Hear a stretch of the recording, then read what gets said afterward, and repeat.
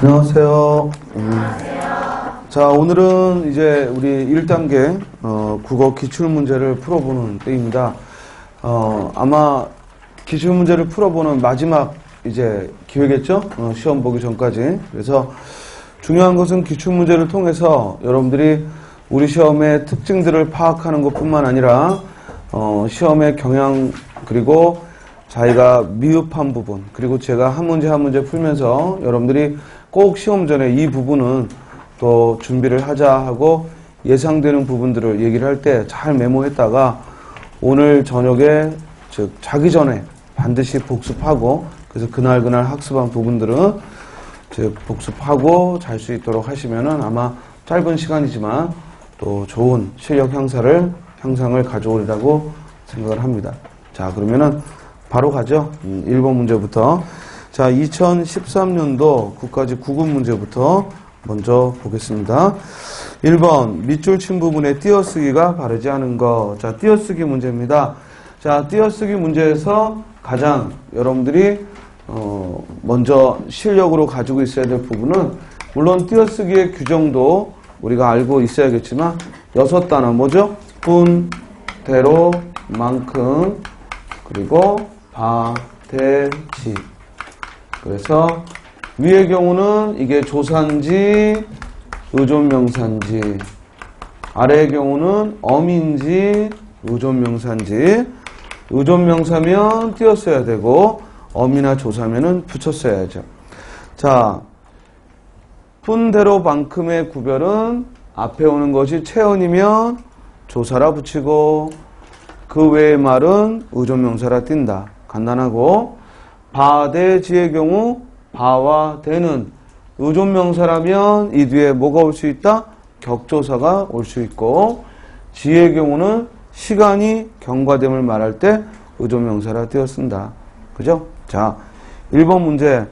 부모님을 한 달에 2번 꼴로, 이때 두는 관형사, 번은 의존명사.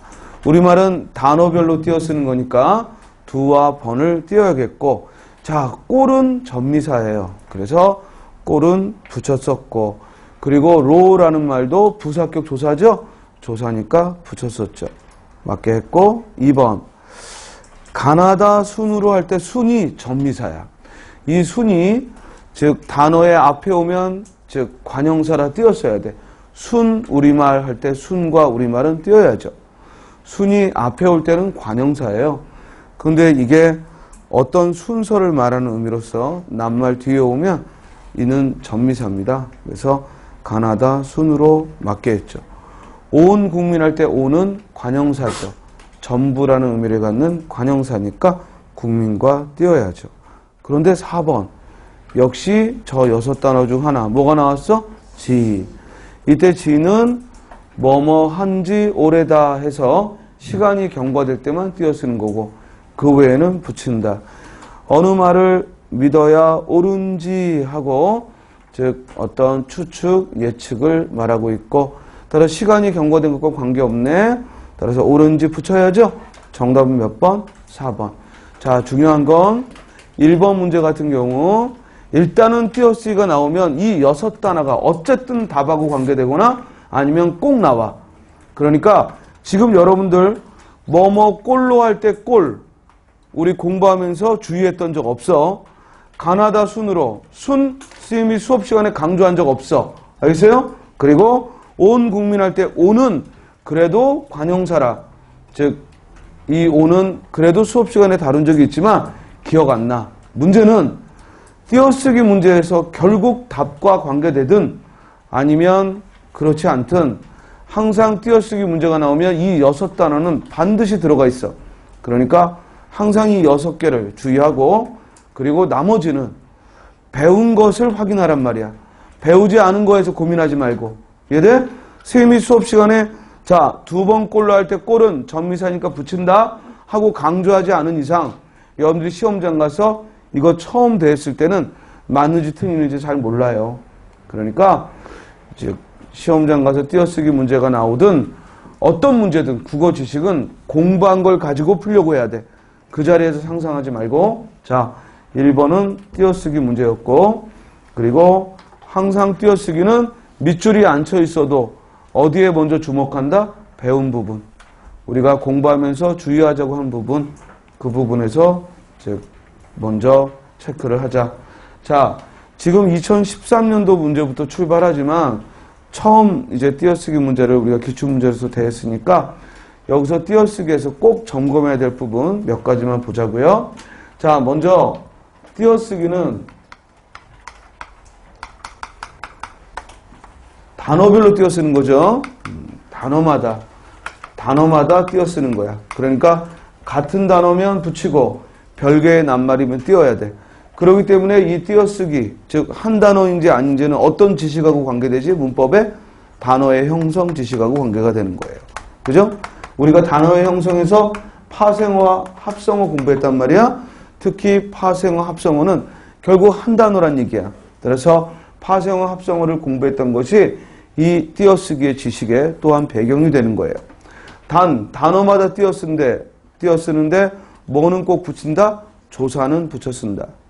이게 띄어쓰기의 가장 중요한 첫 번째 룰이야. 그 다음 두 번째, 이제 공부할 때 여러분들이 정리할 때도 어디에 주목해야 되냐면 한 단어인데 띄어쓴 경우. 그죠? 또 어디에 주목해야 돼? 두 단어인데 붙여 쓴 경우. 이해돼? 따라서 한 단어인데 띄어쓰는 경우 대표적인 게 뭐예요? 바로 숫자죠. 숫자는 어디서 띄어쓴다고요? 만 단위에서. 숫자는 한 단어지만 독해의 편의상 어디서 띄어쓴다? 만 단위에서 띄어쓴다. 또 두 단어인데 붙여 쓰는 경우 바로 성과 이름은, 곧 성명은, 성과 이름은 별개의 단어지만 성명은 반드시 붙여 쓴다는 것. 주의할 것은 성명은 반드시 붙여야 돼. 즉 두 단어인데 붙여 쓰는 경우는 대부분 허용하는 경우거든요. 허용하는 경우인데 성명은 아니야. 성명은 반드시 붙여야 돼. 그리고 성명 뒤에 오는 호칭어나 지칭어는 반드시 뭐야? 띄어쓴다라는 거지. 성명은 붙여 쓰고 성명 뒤에 오는 호칭어, 지칭어는 반드시 띄어쓴다. 주의할 건 우리가 홍길동 시 할 때 시와 같은 호칭어는 딱 붙이기 좋거든. 그런데 방금 얘기했지만 성명 이외에 뒤에 붙는 호칭어, 지칭어는 절대 붙여 쓰는 경우 없다. 만약에 시가 뒤에 오는데 붙여 썼다면 그건 호칭어, 지칭어가 아니라 뭘 얘기할 때? 성씨를 소개할 때. 그는 성이 김씨입니다 하고 성씨를 소개할 때, 그리고 또 가문을 소개할 때 저는 김씨 가문의 장손입니다. 이렇게 씨라는 말은 가문을 소개하거나 성씨를 소개할 때만 붙이는 거야. 꼭 기억을 해야죠. 자주 시험에 나왔고. 따라서 소설 같은 데서 즉 등장인물 이름을 성을 주고 박 씨는 문을 열고 대문간을 나섰다. 박 씨는 그러면 씨는 붙여야 돼, 띄어야 돼? 띄어쓴다고 해요. 띄어쓴다고 해요. 지칭어로서 씨는 띄어쓰는 거야. 호칭어로서 어이 박씨 하고 부를 때 띄어쓰는 거야. 언제 붙인다고요? 성씨를 소개할 때. 즉 다른 사람의 성씨를 소개할 때 이 사람은 성이 박씨입니다. 이때 붙이는 거고, 그는 박씨 가문의 장녀입니다. 이럴 때 붙이는 거야. 그러면 자기 성씨를 소개할 때는 씨가 아닌 뭘 붙인다고? 가를. 저는 성이 김가입니다 하고 가를 붙이죠. 자, 다음에 본용어과 보조용어이 시험에 나올 때 가장 난이도가 높아지죠. 왜냐하면 본용어과 보조용어는 완전 별개의 낱말인데 하나의 서술어를 담당하기 때문에 여러분들이 본용어, 보조용어를 더구나 붙여 쓰는 걸 허용하다 보니까 이게 붙여 써야 된다고 먼저 생각하기 쉬운데, 본용어과 보조용어는 일단 뭐가 원칙이야? 띄어쓰는 게 원칙이야. 먹어버렸다, 띄어쓰는 게 원칙이야. 비가 올 듯하다, 띄어쓰는 게 원칙이야. 그리고 이것을 붙여 쓰는 경우는 지금 예를 들어줬듯이 두 가지 경우에만 붙여 쓰는 거예요. 즉 보조용어는 항상 붙일 수 있다가 아니라 다음에 두 가지 경우에만 붙이는 거예요. 그 첫 번째가 뭐야? 연결어미 아나 어로 이어질 때. 이때만 즉 먹어버렸다 붙여줄 수 있는 거예요. 그러니까 먹고 싶다 못 붙여? 고로 이어졌으니까. 이해돼? 따라서 아나 어로 이어질 때. 그런데 우리 친구들이 견뎌내었다 이럴 때 선생님 견뎌내다는 왜 붙여요? 아나 어로 이어진 게 아닌데 왜 붙여요? 그러는데 아니야. 이건 예외가 아니라 얘도 아나 어로 이어진 거지. 왜? 견뎌라는 게 축약이 돼서 그렇지. 기본형은 뭐야? 견디다. 그럼 견디다의 연결음이 뭐가 온 거야? 어가 온 거죠. 그래서 눈에 볼 때 되어라고 보일 뿐이죠. 이해돼요? 이 원칙은 벗어나지 않아요. 연결어미가 아나 어로 이어질 때만 붙일 수 있는 거예요. 자, 또 하나의 경우는 언제 붙여 쓰죠? 이렇게 의존명사 플러스 하다나 쉽다로 이루어진 말.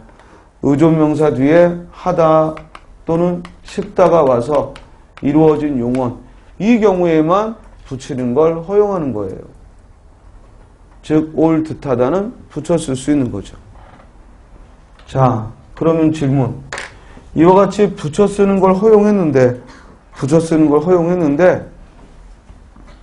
그 허용이 허용되지 않는 경우는 언제냐 이거야.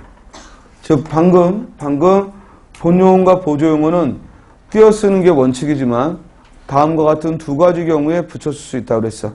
첫 번째는 연결어미가 뭐야? 아나 어로 이어질 때. 또 하나는 뭐야? 의존명사 플러스 하다 쉽다로 이루어진 말. 뭐뭐할 뻔하다, 뭐뭐할 법하다, 뭐뭐하는 척하다, 뭐뭐할 성쉽다 이렇게 만들어진 말이라고 했어. 그런데 이런 경우에도 붙일 수 없는 경우가 두 가지가 있어. 하나는 앞에 오는 본용어니 합성동사일 때. 그래서 떠내려가 버렸다, 떠내려가다 합성동사니까 못 붙여. 왜 그렇다고? 너무 길어지니까. 이해돼? 또 하나는 본용어 뒤에 보조사가 붙을 때. 그는 먹어도 보았다. 이런 식으로. 먹어보았다 이러면은 붙일 수 있지만 먹어는 보았다, 먹어도 보았다 이렇게 조사가 끼어들면 못 붙여. 마찬가지. 듯하다라는 이 보조용어에 갑자기 듯과 하다 사이에 도라는 말이 끼어들면 그러면 듯은 이제 보조용어이 아니라 뭐가 되는 거야? 그때는 의존명사가 되는 거기 때문에. 자, 무슨 말이냐면 지금 이 설명을 선생님한테 처음 들으면 안 돼. 만약에 처음 듣는다. 그러면 그 친구는 가서 2배, 3배 복습해야 돼.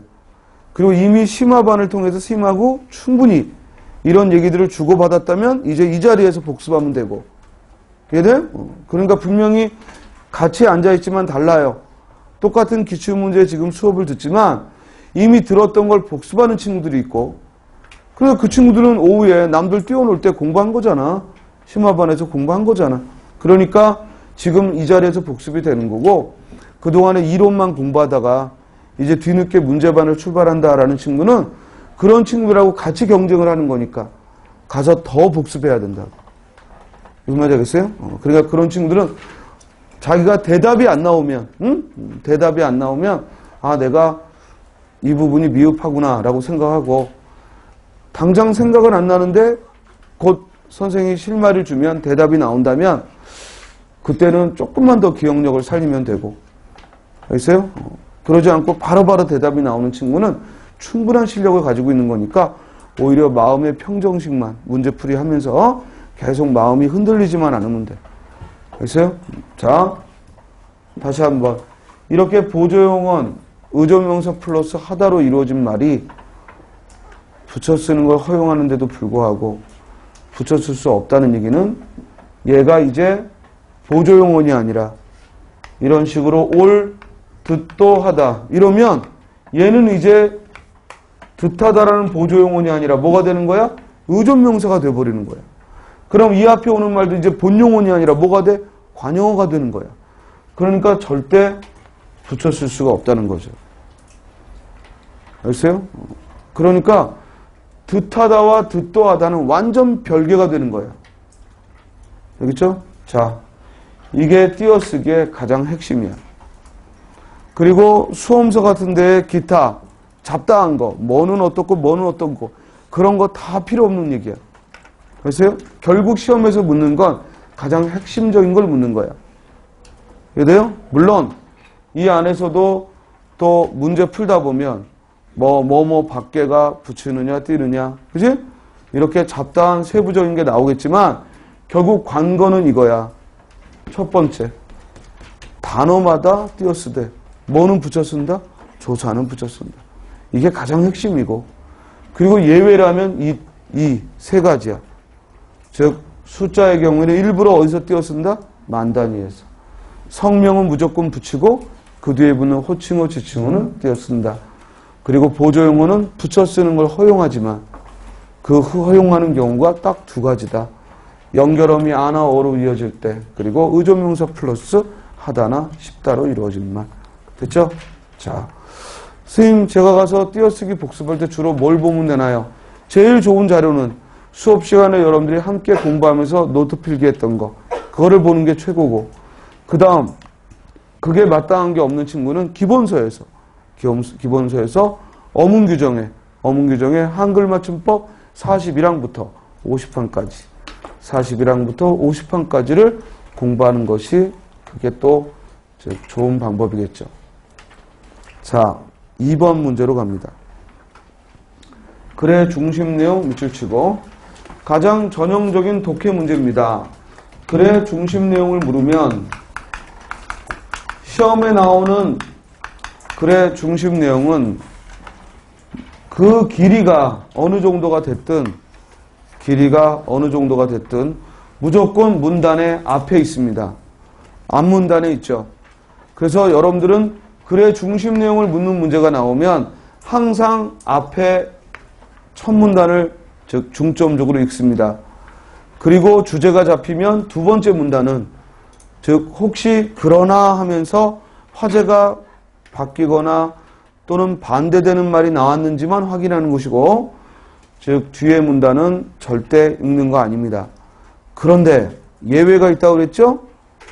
앞에 문단이 일반적 얘기가 나오지 않고 지금처럼 경험이 먼저 나왔을 때, 알겠습니까? 내가 행랑채를 퇴락하여 지탱할 수 없게 된 게 세 칸이다. 나는 마지못해 이를 모두 수리했다. 처음부터 경험이 나오죠. 이러면 이 문단은 뛰어넘는 거야. 이해돼? 이건 공식이야. 첫 문단에 주제어를 제시하면서 일반적인 얘기가 나오면 첫 문단에 반드시 중심 내용이 그 문단의 앞에 있어. 그러나 처음에 경험이 나오거나 어떤 인용하는 말이 나오거나 아니면 어떤 속담이나 격언 등이 나와서 흥미를 유발하며 출발할 때는 무조건 다음 문단을 읽는 거야. 알겠죠? 자, 그러면 공식대로 다음 문단을 봅시다. 나는 이에 느낀 것이 있었다. 여기서 이해라는 얘기는 뭐야? 위의 경험을 통해 이 말이야. 나는 위의 경험을 통해 느낀 바가 있었다. 사람의 몸에 있어서도 마찬가지라는 것을, 얼핏 보니까 윗글은 행랑체를 수리한 것을 얘기했는데 결국 말하고자 하는 건 사람의 몸에 관해서야. 어떤 설명 방법을 썼는지도 알겠지. 사람의 몸을 얘기하면서 행랑체를 얘기했으니까 유추의 방법을 썼다는 것도 알겠죠. 잘못을 알고서도 바로 고치지 않으면 곧 자신이 나쁘게 되는 것이 마치 나무가 썩어 못 쓰게 되는 것과 같으며, 결국 방법은 유추의 방법을 썼고 주제문은 어디에 있어? 잘못을 알고서도 바로 고치라 이 말이지. 잘못을 알면 바로 고치라 이 말이죠. 자, 써있는 그대로가 선택지에 나옵니다. 아십니까? 말을 만들 것도 없어요. 말을 멋지게 만들 필요도 없어요. 우리 공무원 시험은 너무나 짧은 시간 안에 주제를 독해하게 하기 때문에 수능과 달라요. 말을 멋지게 만들어서 출제하지 않습니다. 지금까지 어떤 기출문제를 봐도 글의 중심 내용을 묻는 건 윗글에 그대로 써 있습니다. 그러니까 짧은 시간 안에 풀지요. 됐습니까? 답은 몇 번? 3번. 지금 이규보의 이욕설 같은 글은 설이라는 제목이 붙어있는 한문 수필이에요. 그 한문으로 쓰여진 걸 한글로 옮겨놓은 건데, 이런 글은 거의 문장의 구조가 경험 플러스 즉 깨달음이야. 설이라는 제목의 고전 산문은 항상 경험 플러스 깨달음. 그렇기 때문에 앞에 경험을 읽고 있으면 안 돼요. 그렇습니까? 왜? 뒤에 깨달음이 나온 부분을 읽으면 주제문이 보이는데 뭐로 윗글의 경험을 읽어요? 알겠죠? 따라서 이와 같이 설이라는 글은 항상 경험 플러스 깨달음으로, 물론 깨달음 플러스 경험으로 예시를 들어주는 경우도 있어. 그럴 때는 앞문단을 봐야지. 그러니까 결국에는 여러분들이 항상 글이 나오면 질문지를 딱 본 다음에는 그 다음 자동적으로 선택지를 읽으라는 게 아니야. 선택지를 눈으로만 한번 쑥 훑어. 그런데 만약에 선택지에 어떤 문제는요. 글의 중심 내용은 그랬는데 선택지에 똑같은 단어가 4번 다 들어갈 때가 있어요. 예를 들어 예술의 기능, 예술의 효과, 예술의 장점, 예술의 종류. 그죠? 그러면 아, 예술에 대한 글이구나. 이것만 알고 읽어도 매우 빨라져요. 됐어요? 자, 그리고 본문을 읽을 때는 일단은 처음을 읽어. 왜돼? 그래서 처음을 읽었는데 방금 말한 대로 구체적인 경험이 나오면 멈춰. 됐어요? 그리고 어디로 가? 다음 문단으로.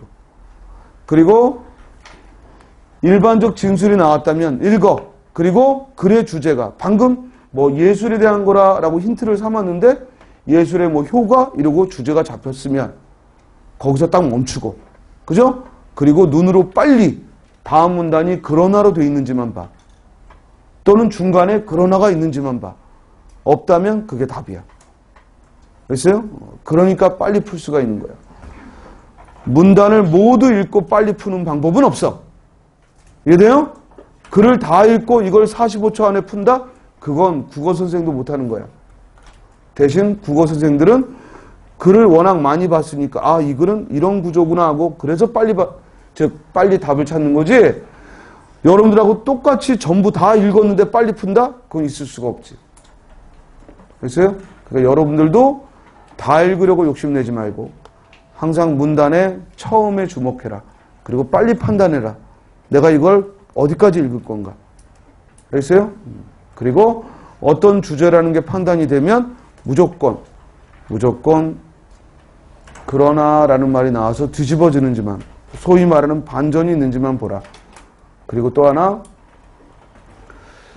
글의 주제를 잡았는데 너무나 비슷한 말들이 답에 나왔어. 그죠? 그럴 때는 가장 많이 나온 즉 단어가 답이다. 예를 들어 하나는 예술의 효과야. 근데 하나는 예술의 기능이야. 다를 바가 없잖아. 근데 윗글에 뭐야? 기능은 이 말이 더 많이 나왔어. 그럼 뭐야? 그게 답이야. 알겠어요? 예외 없어, 여기에는. 그러니까 어찌 보면 글의 중심 내용을 묻는 걸 시간이 없어서 못 읽었다, 또는 아, 이게 답이 2개가 알쏭달쏭해서 못 풀었다라는 건 실력이 없는 거야. 실수가 아니라. 알겠죠? 자, 가서 복습할 때는요, 제가 이 자리에서 독해를 하는 글이 있을 거예요. 뭐냐면 글을 읽으면서 꼼꼼하게 읽어보는 것들이 있을 거야. 그런 것들은 그 글 자체가 반복해서 나오거나 아니면 꼭 설명해야 될 요소가 있기 때문이고, 그렇지 않은 글들은 제가 시간 관계상, 안 그러면 여기서 하루에 한 회분밖에 못 풀어요. 그러니까 시간 관계상 그럴 수는 없으니까, 그러면 여러분들이 가서 복습할 때는 무조건 기출되어 있는 지문은 꼼꼼하게 읽으세요. 그리고 뭐를 점검하냐면 낱말, 모르는 낱말. 알겠어요? 그리고 띄어쓰기나 맞춤법에서 의아한 것들. 예를 들어 지금 이 글도 행랑체가 퇴락하여 지탱할 수 없게끔 된 것이 하면 끔이라는 말이 즉 전미사라고 짐작이 되죠. 그러니까 붙였었잖아요. 그러면 얼른 가서 복습하면서 사전을 통해서 끔이 전미사가 있나 하고 궁금해하면서 찾아봐야 돼요. 선생님 그 정도 안목이 있으려면 먼저 국어 실력이 있어야 되는데요. 당연하죠. 여기 이 자리에는 적어도 이론반을 한두 번은 듣고 심화반을 통해 연습을 했던 친구들, 이 친구가 이 수업에서의 가장 주된 학생이에요. 실컷 놀다가 이제 원서 접수하고 이제 시험 본다니까 문제반 한번 와볼까? 국어에서는 그거 안 통해요. 국어, 영어, 한국사는 그거 안 통합니다. 그런 요행이.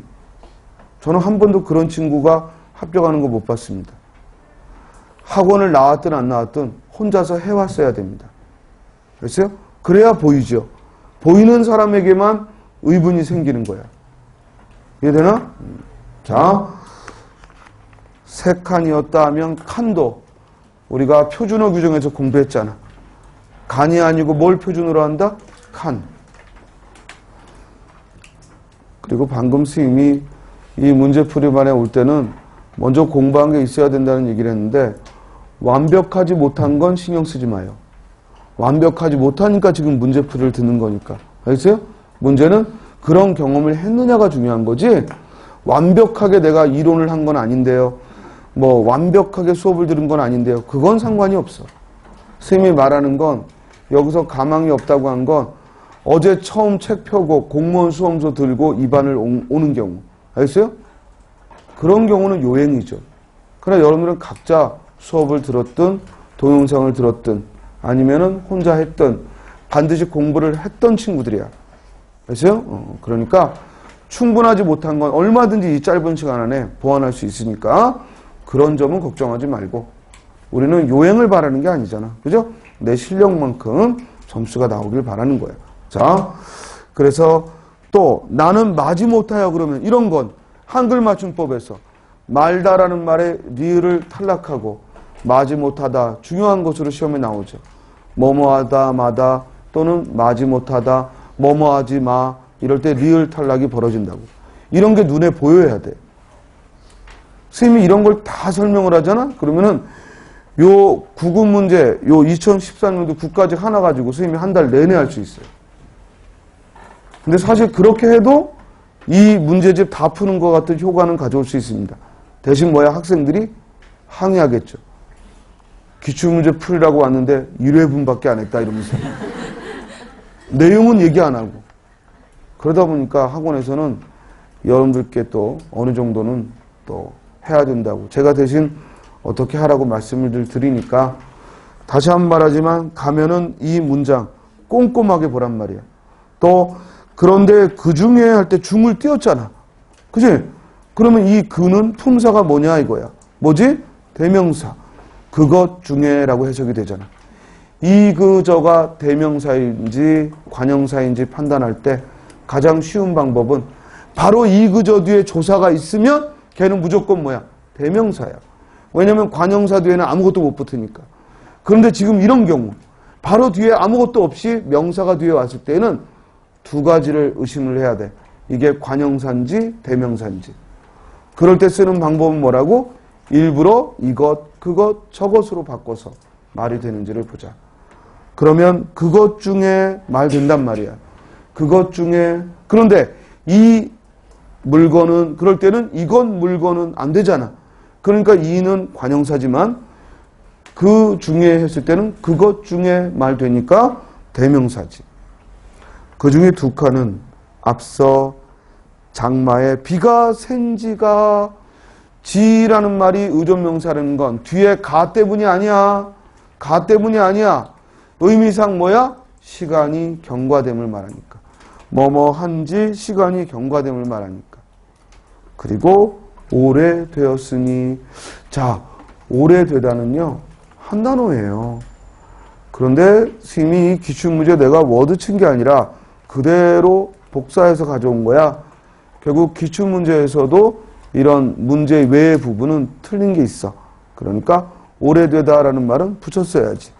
그리고 오래되다가 한 단어인지 아닌지는 뭐로 확인할 수 있어? 사전에서. 오래되다를 찾았는데 안 나와? 그럼 띄워야죠.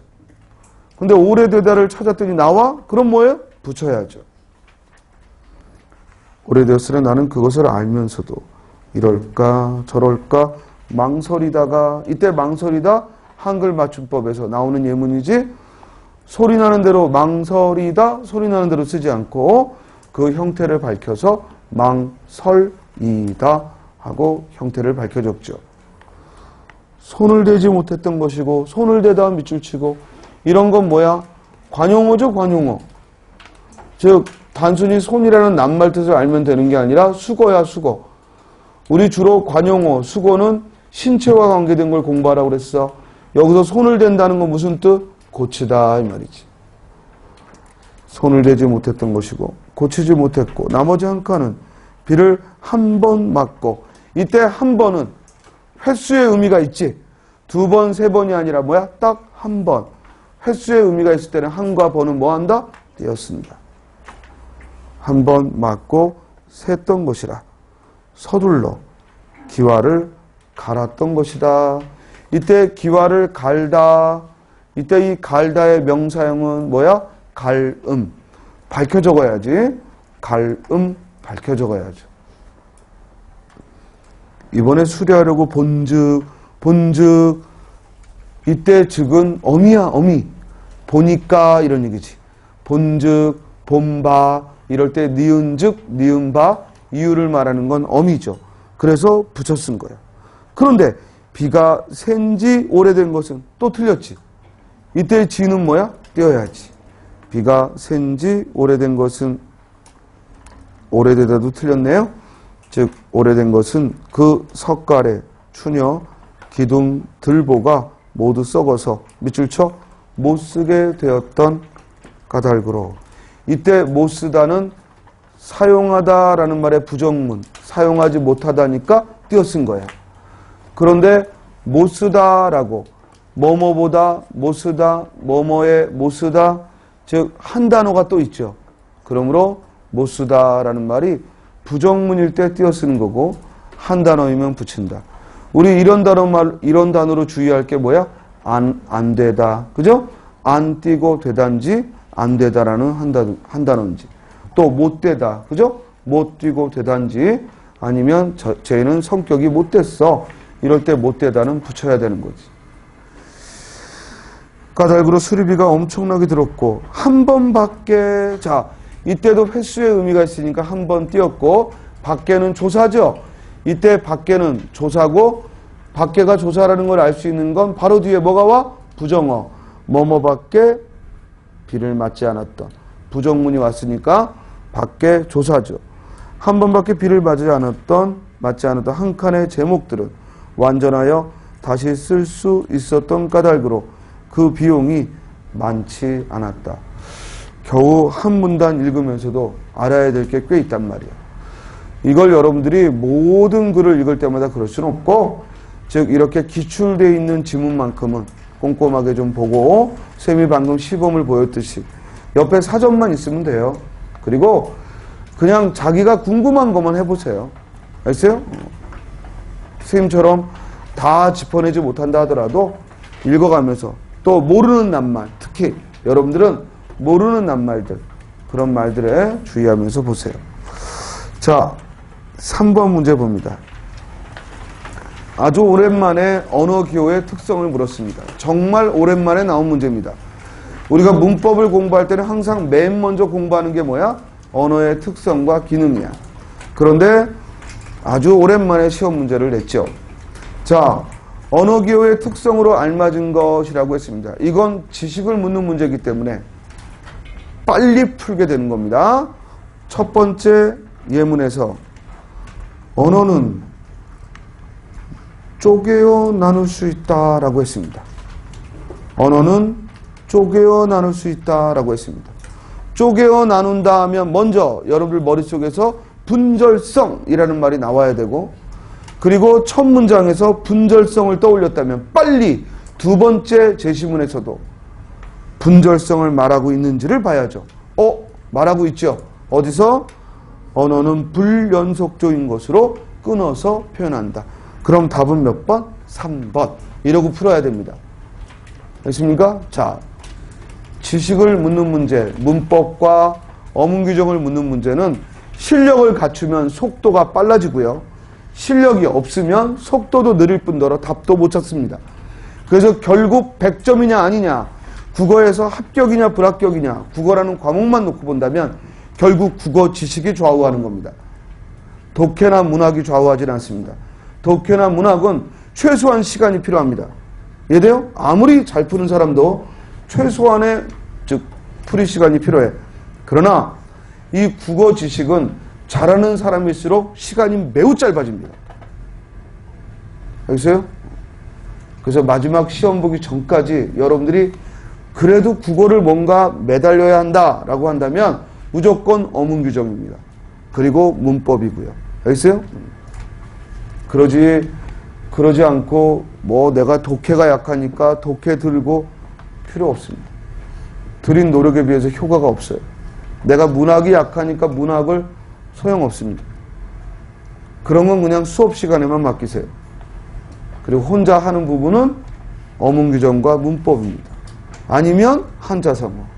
그래서 그게 제일 효과가 큽니다. 그렇죠? 자, 3번 문제에서 그냥 답만 찾으면 안 되고요.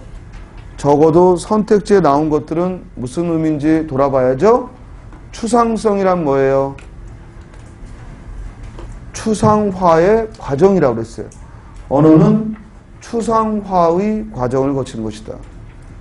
언어는 낱말 하나하나가 아무리 구체적인 말이라도 원래는 여러 가지 공통된 단어들에서, 즉 여러 사물들에서 공통적 성질을 추상화시켜서 만들어낸 단어다. 예를 든다면 꽃이라는 낱말이 있으면 꽃이라는 말에 해당하는 사물은 하나가 아니다. 장미, 백합, 튤립 여러 가지다. 근데 거기서 향기가 있다, 잎과 줄기가 있다, 뿌리가 있다, 이런 공통점을 뽑아서 잎이라는 낱말로 추상화한 거야. 그러니까 추상성이 있다라는 말은 낱말이 추상적이다 이 말이 아니라 뭘 거치는 거다? 추상화의 과정을 거치는 것이다.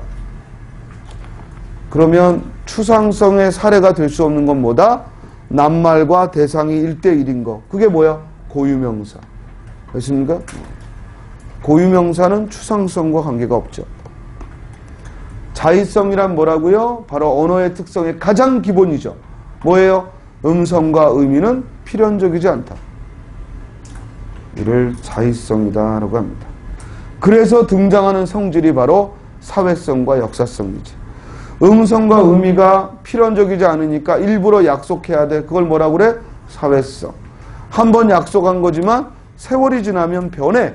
그걸 뭐라고 그래? 역사성.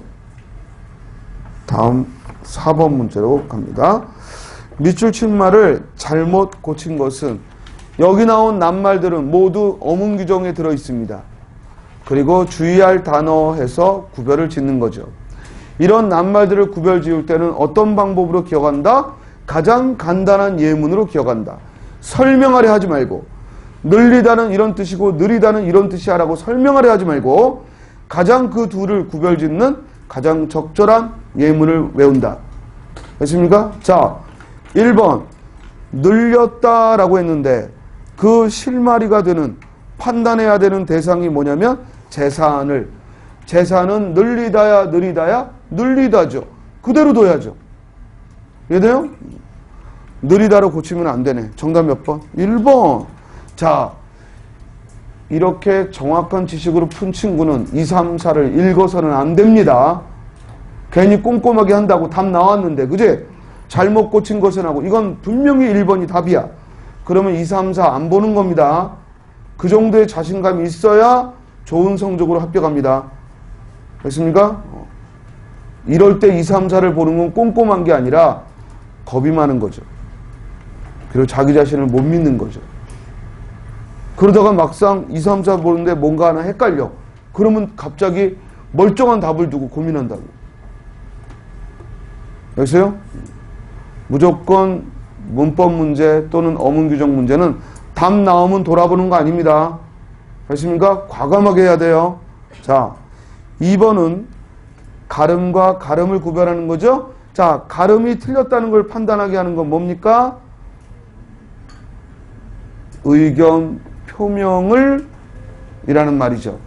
즉, 좀 전에 제시한 것으로 이것으로 의견 표명을 대신한다는 거니까 가름이라고 고치는 게 낫겠죠? 맞고. 다음, 로서인지 로서인지 판단하게 하는 건 대처해야 한다라는 서술어죠. 즉, 대처하다라고 했으니까 이 사건은 의협과 용기를 가지고 임한다는 얘기니까 이때 가지고라는 수단이니까 뭐로 써요? 로서로 고친 게 맞죠. 로서는 뭐라고요? 자격이고요. 선생님, 로서 앞에 사람이면 로서, 이렇게 사물이면 로서. 안 돼요. 안 된다고 그랬어요. 이해돼요? 그런 식으로 외우는 건 안 되고요. 의미를 봐야 돼요. 그러기 위해서는 서술어를 봐야죠. 무엇으로 대처하다라고 했을 때 그것은 수단을 말하니까 로서죠. 달랐어라는 말과 틀렸어라는 말은 정말 지겹도록 나오던 겁니다. 왜냐면 일상생활에서 우리가 실수하는 거니까. 의견은 무조건 뭐야? 다른 거고. 그리고 틀리다는 언제만 써요? 맞다, 틀리다. 정답이 있을 때 맞다, 틀리다일 때만 쓰죠. 여기서는 앞에 판단이라고 했으니까 판단은 맞다, 틀리다가 아니라 뭐야? 다르다, 같다라는 거죠. 너와 나의 의견은, 나에 대한 너의 판단은, 즉 아니지 잘못 말했다, 미안. 판단은 맞다, 틀리다고, 그지? 판단은 맞다, 틀리다고. 의견은 같다, 다르다지, 그지? 자, 뭐 미안할 건 없어. 자, 그래서 판단은 맞다, 틀리다, 그지? 그래서 너에 대한 나의 판단은 틀렸어 라고 하는 게 맞죠. 반면에 우리가 이 문제에 대한 의견이 뭐야? 달랐어 라고 하는 거고, 의견은 다르다고요. 판단은 맞다, 틀리다죠. 자, 4번에 1번. 거봐, 그냥 1번 답 찾고 말았어야 되는데 괜히 4번 또 보다가 헷갈린다고. 그러니까 즉 한 번 답 나오면 돌아보지 않는다. 알겠죠? 다음 5번. 괄호 안에 들어갈 고사성어 반드시 실마리가 있죠. 어디에요? 그 집의 겉과 속은 이런 말이 떠오를 정도로 달랐다라고 했죠. 근데 과장해서 다른 걸 말하는 거죠.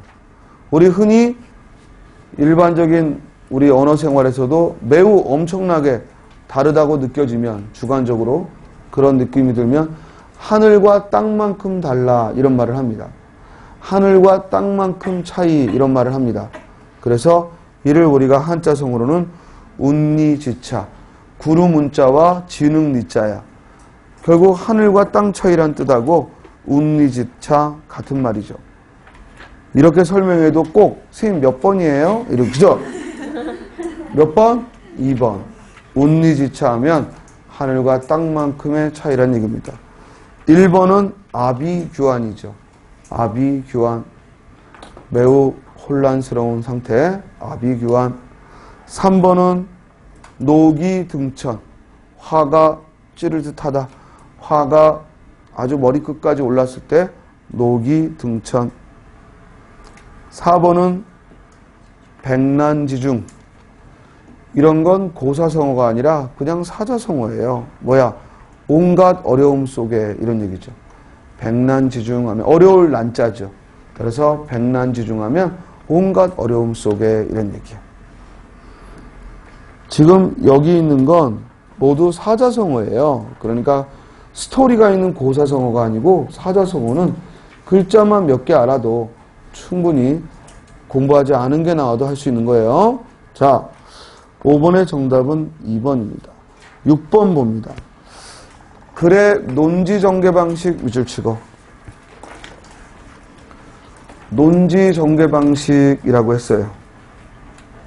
그러면 겨우 이 글은 사실 위주의 글이 아니라 의견 위주의 글이란 얘기예요. 우리가 글에는 세 가지가 있어요. 사실을 위주로 하는 정보 전달의 글, 곧 설명의 글이 있고, 의견이 주가 되는 논증의 글, 흔히 설득의 글이 있죠.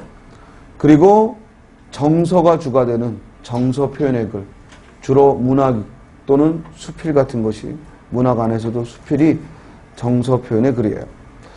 그러면 문학적인 글 이외에 두 가지가 남는다면 바로 설명의 글이냐 설득의 글이냐.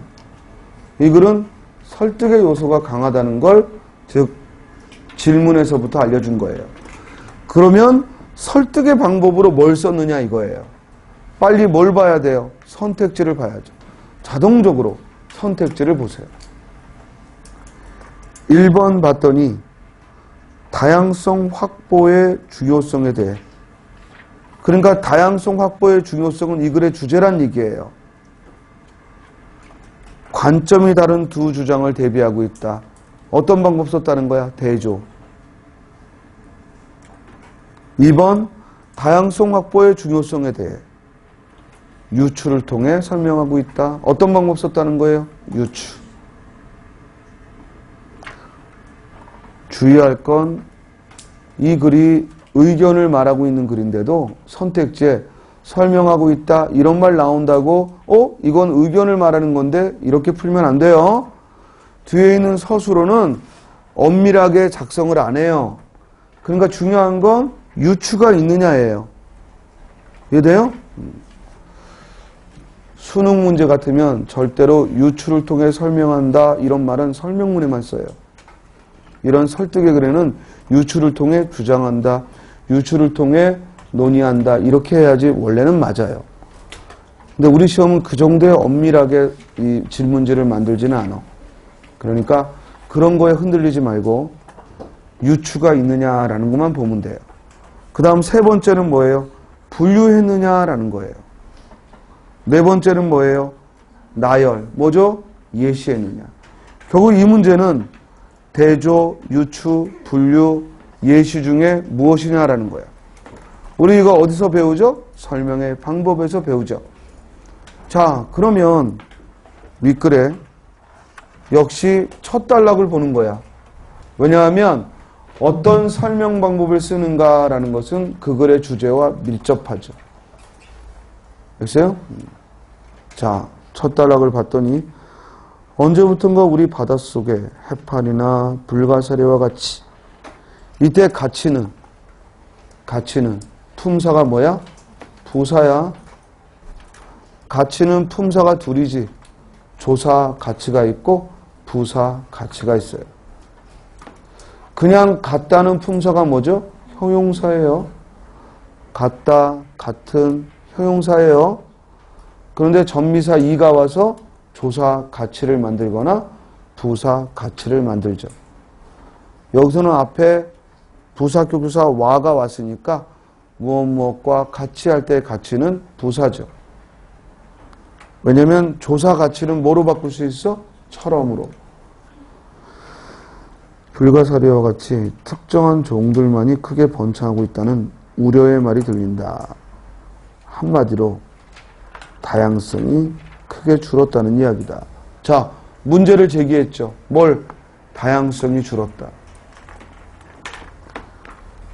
척박한 환경에서는 몇몇 특별한 종들만이 득세한다는 점에서 자연 생태계와 우리 사회는 닮은 것 같다. 밑줄 쳐요. 자연 생태계와 우리 사회는 닮은 것 같다. 결국 생태계가, 자연 생태계가 다양하지 못하다는 것을 얘기하면서 결국 말하고 싶은 건 우리 사회가 다양하지 못하면 문제다라는 얘기예요. 서로 범주가 다른 것을 빗대어 말했으니까 어떤 방법을 썼죠? 유추. 정답 몇 번? 2번.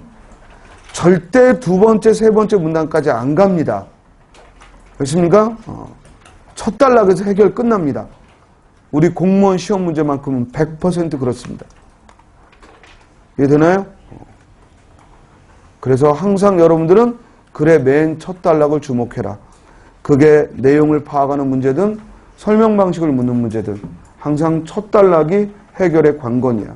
솔직히 말하면 첫 단락 읽었는데 무슨 내용인지 모르면 그 문제는 틀릴 확률이 매우 높아. 알겠어요? 두 번째, 세 번째 읽는다고 더 이해력이 빨라지지 않아요. 자, 7번으로 갑니다. 기행문의 일부다라고 했습니다. 여러분들이 가서 6번 문제도 꼼꼼히 읽어보고 그리고 어려운 낱말들이나 또는 구별해야 될 표현들은 정리를 하셔야 돼요. 출제하는 선생이 어휘 문제 낼 때 우리 수험서 보고 안 냅니다. 또 아무 책이나 보고 안 냅니다. 어문 규정과 기출문제만 보고 냅니다. 이해됩니까? 다른 데서는 못 냅니다. 내면은 출제자가 책임을 져야 되거든요. 알겠어요? 그러니까 어휘 문제에 있어서만큼은 낱말 뜻을 묻는 문제에 있어서만큼은 반드시 모두가 볼 수 있는 자료에서 내야 됩니다. 그게 바로 어문 규정과 뭐예요? 기출 문제죠. 대한민국 모든 수험생들이 누구에게 배우든 어떤 책을 읽든 기본서를 가지고 있든 모두가 공통된 건 그 두 개예요. 그래서 거기서만 나오는 겁니다. 됐습니까? 그러니까 엉뚱하게 무슨 나오지도 않았던 소설 읽고 있어봤자 시험에 안 나옵니다. 자, 7번 문제 봅니다. 다음은 기획문의 일부다. 이 글을 통해 뭘 물어봤어? 알 수 없는 것. 그러면 이런 문제는 풀 때 어떻게 해야 돼? 첫 단락에서 즉 파악된 것이 선택지에 있는지 계속 주고받으면서 풀어야 돼. 이해돼? 다 읽고 접근하면 안 되고. 먼저 1번 여행의 동기와 목적이 있는가. 이제 눈이 위로 가야지. 즉 한민족의 뿌리를 찾자라는 이 제목은 여행의 목적을 알게 하지. 그리고 동기도 알게 하죠. 됐나요? 1번 지우고. 출발할 때의 감흥. 첫 번째 문단에 내 가슴은 마구 뛰었다. 그리고 난생 처음 떠나는 해외여행 무더위도 잊고 있었다. 출발할 때의 감흥 있죠? 지우고. 쌤이 지금 지우고라는 말을 했어. 반드시 표시해. 그냥 나와 있군 이러고 넘어가지 마. 그러다가 4번까지 읽었는데 다 나와 있군 이러고 넘어가면 여러분들이 검토할 때 또 봐야 돼. 또. 확실하게 나와 있는 것만 지우라고. 애매한 건 세모. 알겠어요? 출발할 때 날씨와 시간 있느냐 이거야. 있어요 없어요? 8월 15일 그리고 3시 15분. 정답 몇 번? 4번. 4번은 안 나와 있는 거 확인할 필요 없는 거야. 이해돼? 1, 2, 3이 정확한데 4번을 왜 봐? 알겠죠? 자, 8번 문제 봅니다. 우리 7번 문제 같은 건 여러분들 고등학교 다니는 조카나 중학교 다니는 조카들한테 문제가 안 보여야 돼. 이런 거 문제 보여주면 아, 형이 공부하는 게 이런 거야? 그러면서 여러분들을 왠지 이상한 눈으로 쳐다볼 거야. 그 전까지는 아, 우리 형이 우리 삼촌이 공무원 된다고 저렇게 하시고 공무원 시험 어렵다던데 아, 우리 뭐 이모가 대단해 뭐 삼촌이 대단해. 근데 이 문제를 보는 순간 왠지 안쓰러운 표정으로 바뀌어요. 그러니까 이게 어려운 문제가 아니거든. 분명히 어려운 문제가 아니야. 중학생도 풀어 이건. 근데 왜 시험장 가서 이걸 틀리느냐? 시간 싸움이라고. 시간 싸움. 됐어요? 자, 8번 봐요. 유효어의 종류가 다음과 같은 것은 그랬어요. 이 문제는 옥수수와 강냉이가 복수 표준어죠. 표준어 규정에서 공부한 거야. 옥수수와 강냉이는 복수 표준어야. 그러면 아래에서도 뭐야? 복수 표준어를 찾으면 돼. 친구하고 벗은 유의어는 유의어야. 그런데 복수 표준어는 아니야. 2번 보조개와 보름을 유의어가 아니라 복수 표준어야. 즉 유의어는 유의어인데 복수 표준어야. 정답 몇 번? 2번. 아니 이 간단한 문제가 왜 복잡한 설명이 필요해요? 알겠어요? 항상 어떤 낱말을 똑 떼서 관계를 물어보든 낱말 뜻을 물어보든 전부 어문 규정에 들어있어요. 여러분들이 기억이 안 날 뿐이에요. 알겠어요? 자료는 뻔한 겁니다. 그리고 아마 국어 능력 시험 이런 거 한번 교양으로 봤던 친구들은 국어 능력 시험에 이런 문제만 20개가 쭉 나와요. 낱말의 관계를 묻는 거, 그죠? 그것도 이제 순발력을 묻는 건데, 그럴 때 이런 문제는 한자어와 고유어의 관계를 묻기도 하고, 또는 서로 뭐 반의어를 묻기도 하고, 유의어를 묻기도 하고, 그런데 분명히 유의어라고 알려줬어요. 그죠? 그리고 옥수수와 강냉이 했을 때 여러분들 머릿속에서는 어문규정의 복수표준어 지식이 떠오르면 그러면 쉽게 풀리는 거예요. 알겠어요? 복수표준어란 거의 동의어에 가까운 거예요. 유의어 안에서도. 알겠어요? 왜? 전혀 쓰임에 제한이 없는 거죠. 따라서 옥수수죽, 강냉이죽 다를 거 없죠. 그래서 복수표준어를 묻는 거였습니다. 정답은 2번. 그러나 나머지는 같은 유의어래도 1번은 한자어와 고유어라는 관계가 더 들어가요. 그죠? 2번은 외래어와 한자어라는 관계가 더 들어가고요. 4번은 뭐예요? 일상어와 전문어라는, 염화나트륨은 전문어죠. 따라서 일상어와 전문어라는 관계가 더 들어간다고.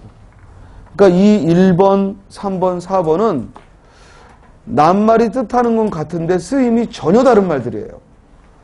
그리고 아니면 어원이 다른 말이죠. 그러나 옥수수 강냉이는 어디에도 해당이 없이 복수표준어로서 보조개와 볼우물도, 그죠? 한자어와 고유어 관계도 아니고, 이게 무슨 전문어와 일상어의 관계도 아니고, 또 외래어와 고유어의 관계도 아니죠. 그러므로 가장 유사한 건, 가장 비슷한 점이 많은 2번 복수표준어가 답이 되는 거지. 9번 가장 자연스러운 표현은 했습니다. 1번 이제부터는 밑줄이 없는 문장에서, 즉 올바른 거 틀린 거 물어보면 공부했던 것이 올바른지 틀린지를 보는 거예요. 여러분들이 처음 대하는 문장을 올바른지 틀린지 아무리 연습했어도 여러분들이 제대로 하긴 어려워. 항상 공부했던 유사한 문장에서 내가 공부했던 부분이 맞나 틀리나 보는 거야. 1번 계시겠습니다는 뭐 높임 표현에서도 나오고 이런 어법 문제에서도 나오고 항상 물어보는 거지. 계시겠습니다는 어디에만 쓴다? 직접 높임에만. 사람이 주어로 나오는 직접 높임에만. 아버지가 회사에 계신다. 직접 높임에만 쓰는 거야. 이런 말이 또 하나 뭐 있다고? 편찮으시다. 편찮으시다.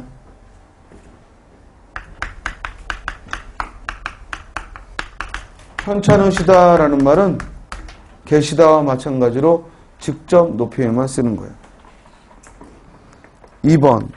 따라서 1번 틀렸죠? 간접 높임이니까 뭐 써야 돼? 교장 선생님 말씀이 있으시겠습니다. 있으시다를 써야죠. 그러면 편찮으시다라는 말이 직접 높임에 쓰는 거면 간접 높임에 뭘 쓰죠? 아프시다. 계시다라는 말이 직접 높임에 쓰면 간접 높임에 뭐 쓴다고? 있으시다. 편찮으시다가 직접 높임에 쓰면 간접 높임에 뭐 쓴다고? 아프시다. 다음. 모두 흥에 겨워 춤과 노래를 부르고 있다. 자, 이렇게 목적어가 두 개가 접속조사를 통해 나오면 빨리 뒤에 있는 서술어와 둘 다 호응하는지를 보라. 이런 걸 병렬구조의 호응이라고 했어. 따라서 노래를 부른다는 건 좋지만 춤을 부른다는 건 적절한 서술어가 아니지. 따라서 춤에 적절한 추고라는 서술어를 써야지. 춤을 추고. 우리 꿈을 꾸다, 춤을 추다처럼 그 동사의 명사형이 곧바로 목적어가 되는 걸 문법적으로 뭐라고 해? 동족 목적어라고 해. 동족 목적어. 분명히 심화반에서는 몇 번 얘기를 했는데 거봐. 공부했어도 몰라. 그러니까 즉 자꾸 복습하고, 물론 이제 공부했던 친구는 얘기를 하면 떠오르지. 그지? 동족 목적어. 동사의 명사형이 곧바로 목적어가 되는 거야. 꿈을 꾸다, 잠을 자다, 이런 말. 다음. 축배를 터뜨리며 함께 우승의 기쁨을 나누었다. 아마 오답률이 가장 높았던 게 이 3번을 답을 하는 경우예요. 낱말 뜻을 제대로 모르는 거야. 축배는 잔을 들어 건배를 하는 거야. 축배를 터뜨리면 그 자리는 뭐야? 개판되는 거예요. 알았어요? 잔을 깨뜨리면. 뭘 터뜨리는 거야? 응? 그렇지. 폭죽을 터뜨리거나. 축배라고 하면 서술을 뭘 써야 돼? 들며. 축배를 들며 함께 웃음의 기쁨을 나누었다 그래야지. 축배를 터뜨리면 안 되지. 축포를 터뜨릴 수는 있지. 그지? 폭죽을 터뜨릴 수는 있지. 이게 틀린 거야. 서술어와 그 목적어가 호응하지를 않지.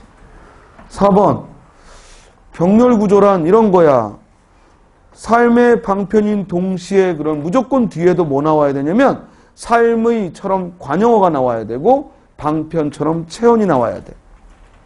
뒤에 봤더니 뭐야? 평생의 관용어 나왔고 반려자 체언 나왔지. 물론 내용상으로도 이 말이 독서와 호응을 해야지. 그 말은 뭐냐면 독서는 삶의 방편이다. 독서는 평생의 반려자다. 내용상으로도 호응을 해야죠. 모두 맞죠? 정답 몇 번? 4번. 됐나요? 10번 갑니다. 표준 발음법에 맞는 것 그랬습니다. 우리가 표준 발음 문제는 무조건 뭐야? 발음 먼저 하고 발음 기호 보는 거야. 발음 기호를 보고 따라하면 안 돼. 발음 기호 보고 따라하면 거의 다 틀려. 여러분들이 틀린다고. 끌려가 버린다고. 아예 발음 기호 보지 말고 먼저 발음하고 그리고 발음 기호를 맞춰봐.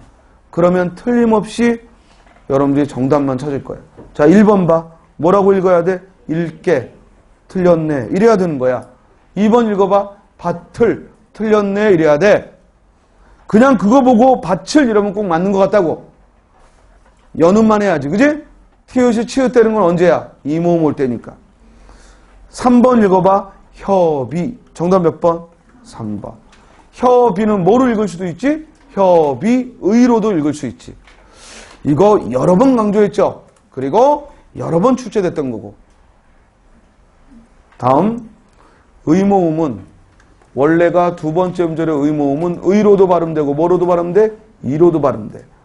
그런데 표기에 자음이 있을 때는 이로만 발음되지만 이렇게 연음될 때는 받침에 있던 자음이 뒤에 첫 소리로 올 때는 두 가지 발음이 모두 된단 말이야. 꼭 기억해야 돼. 즉 비와 비가 모두 된다고. 그러나 아예 표기에, 그죠? 표기에 자음이 들어가 있는 건 뭐예요? 한 가지밖에 안 되는 거야. 이해돼? 문이 한 가지밖에 안 되는 거야. 이해돼요?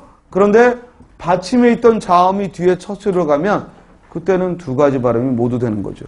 비와 비가. 됐습니까? 4번 읽어봐.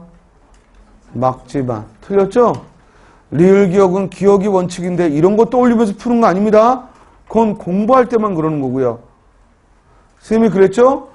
표준 발음 문제, 표준어 문제, 한글 맞춤법 문제는 이론을 가지고 푸는 게 아니라 그동안에 뭐야? 즉 노력한 결과로 푸는 거야. 그리고 이론은 언제만 떠올리는 거야? 헷갈릴 때만. 헷갈릴 때만. 그러니까 헷갈리지 않아서 바로바로 답이 나온다면 이론은 떠올릴 이유가 없는 거야. 그래서 제일 훌륭한 학생은 배운 거 아무것도 떠올리지 않고 20문제 푸는 친구야. 그게 가장 훌륭한 학생이야. 그리고 그 다음 훌륭한 학생은 한두 문제 정도 헷갈리는데 배운 걸 떠올려서 푸는 친구. 이 친구가 두 번째로 훌륭한 친구야. 가장 최악은 문제를 보자마자 내가 이걸 가지고 뭘 배웠지? 이걸 떠올리는 친구. 최악이야. 그래서요? 우리가 뭔가를 공부하고 준비하는 건요. 만일을 몰라 하는 겁니다. 그래서요? 그걸 풀어내려고 하는 게 아니라 만일의 경우를 대비하기 위해서. 그래서 준비를 하는 겁니다. 그렇죠? 안 써먹을수록 좋죠. 공부한 거 아까워하지 말고. 그건 마치 자동차 보험 들었는데, 그죠? 보험 들어놓은 거 아깝다고 꼭 1년에 한 번씩 일부러 사고 내는 놈하고 똑같은 거. 그럴 필요 뭐 있어. 비록 없어지는 돈이지만 사고가 안 나는 게 좋죠. 이해돼요? 지식도요, 사람이 많이 알면 써먹고 싶어지거든. 그지? 그러다 보면은 굳이 떠올릴 필요도 없는 건데 자꾸만 떠올리면서 문제 푸는 습관을 갖는다고. 그리고 막 그걸 설명하다 보면 자기가 똑똑해지는 것 같이 착각이 들고. 중요한 건 우리가 여기서 똑똑해지려는 게 아니라 그러면서 무슨 학위를 받으려는 게 아니잖아. 그냥 시험만 합격하면 되거든. 그러니까 자꾸만 요란스럽게 설명하면서 풀려고 하지 말고 그냥 묵묵히 풀어가다가 헷갈릴 때만 딱 배운 걸 떠올려주라고. 그렇죠? 자, 10번에 따라서 정답은 몇 번? 3번이 되겠습니다. 11번으로 가죠. 다음 글의 내용에 어울리는 고사성어로 적절한 것은 그랬습니다. 자, 요건 잠깐 쉬었다가 이어서 하도록 하겠습니다. 저기 이거 1시간만